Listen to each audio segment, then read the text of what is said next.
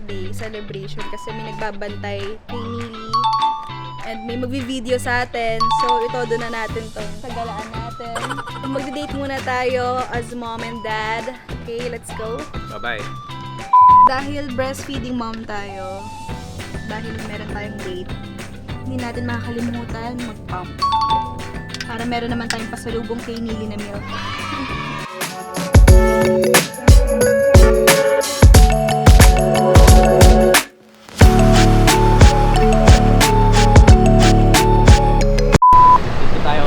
Favorite namin nila isa dito kumain. Finally, nakalabas din tayo sa ating longga.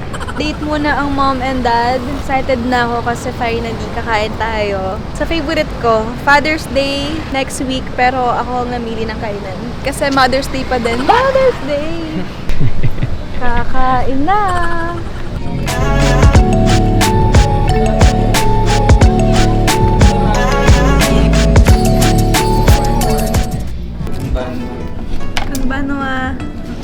Order na tayo? Ano order mo? Dahil hindi Gusto ko tayo yung makapag-Japan. tantan-men, tapos gyoza. 2 orders ng gyoza. 4 na sticks ng ano na lang, chicken skin, Teriyaki. teriyaki. Parang gusto ko nga din ng chicken curry. Isang chicken curry. Food trip. Mukbang pa. Yes, magbumukbang tayo. Pag si Loisa nag-order, mukbang. Pang fiesta. Pag ako, tagi-tagi-isa lang tayo. Buti na lang pala, isa lang. Food trip. Oh, welcome to Japan. Welcome to Japan, Japan, sagot sa kahirapan. Midnight Girls Yarn. So, nasa na yung mga ano natin, customer na. Ako. Ito na pala yung ano ko, customer ko. Yamite.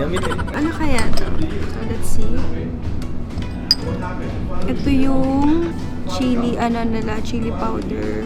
Chili powder? Chili powder. Sige pa doon. Chili powder. Ito, soy sauce. Ganda na nalagyan nila. Para siyang bango. Parang sa atin, parang kahit toyo lang, ulam na. Matika na lang yung kulo. Ba, mukhang masarap nga yung beer. Arigato gozaimashita! Inuman na!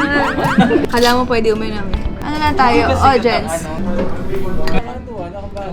Ito yung ano to, tofu skin na may rice sa loob, di ba? Sushi rice. Kasi naalala ko, nung nag-Japan kami, Midnight Girls shooting. Search mo nga yung lyrics. Doon ko siya natikman. Sobrang sarap niya. So, ito, test. Test. Taste test. Ang laki niya. Kasi yung pinagkainan namin na to, yung asawa niya, chef siya sa Japan. Kampay. So, test natin to.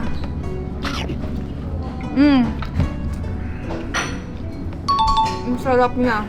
Mama, pwede ka sa tofu? Yan.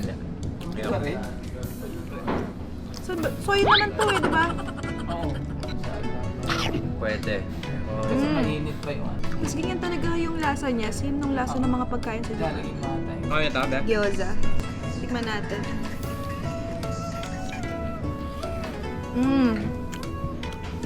Arigato gozaimashita. Ang sarap niya. Bagay siya sa ramen talaga. Kaya lang baka bago dumating yung ramen, ubus na. What? Food trip. Ay, obishi. Favorite. Sarap na. Yes, wala pang 5 seconds. Apa? Pwede pa yan. So, pa-picture tayo ng may food kasi kanina walang food eh. 1, 2, 3. Meron tayo proof of life. Okay, kain na. Let's eat. Taste test. Taste test. Uminit pa siya.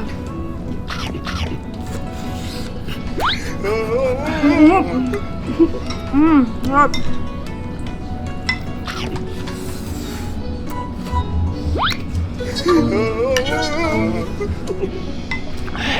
Bahal pa mga hirama. Sato, parang hindi... Food trip. Grabe, ang sarap niya pero kailangan hipan niyo muna kasi umuusok pa. Tulusipon ko eh. Batikman mo siya, patikim natin siya kaya, ano, dahil Father's Day.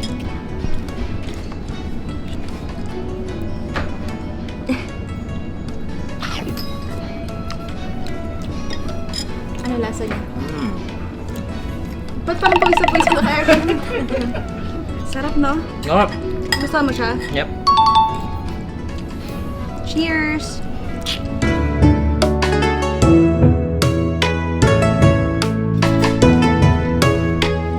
Bata mo si Charlie. Yari ka!